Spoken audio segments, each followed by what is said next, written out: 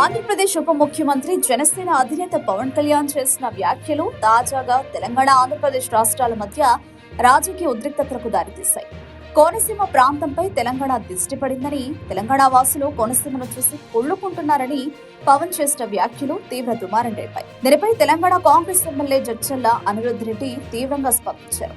పవన్ వ్యాఖ్యలను ఖండిస్తూ పవన్ పై వ్యక్తిగత విమర్శలు ఎక్కుపెట్టారు. ఏపీలో నీకు సింగిల్ గా పోయే దమ్ము లేక పొత్తు పెట్టుకున్నావు, చిరంజీవి లేకపోతే నిన్నెవ్వడు దేకడు, ఏపీపై అంత ప్రేముంటే హైదరాబాద్ లో ఎందుకుంటున్నావు అంటూ అనిరుద్ రెడ్డి మండిపడ్డారు. అనిరుద్ రెడ్డి వ్యాఖ్యలు పవన్ పై ఒత్తిడి పెంచుతున్నాయి. పవన్ వెంటనే క్షమాపణ చెప్పాలని అనిరుద్ రెడ్డి డిమాండ్ చేశారు.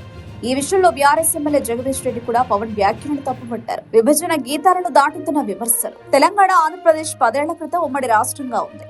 2014లో విడిపోయాయి. రాష్ట్రాలు వేరైనా ఇరు రాష్ట్రాల ప్రజల మధ్య సఖ్యత ఉంది.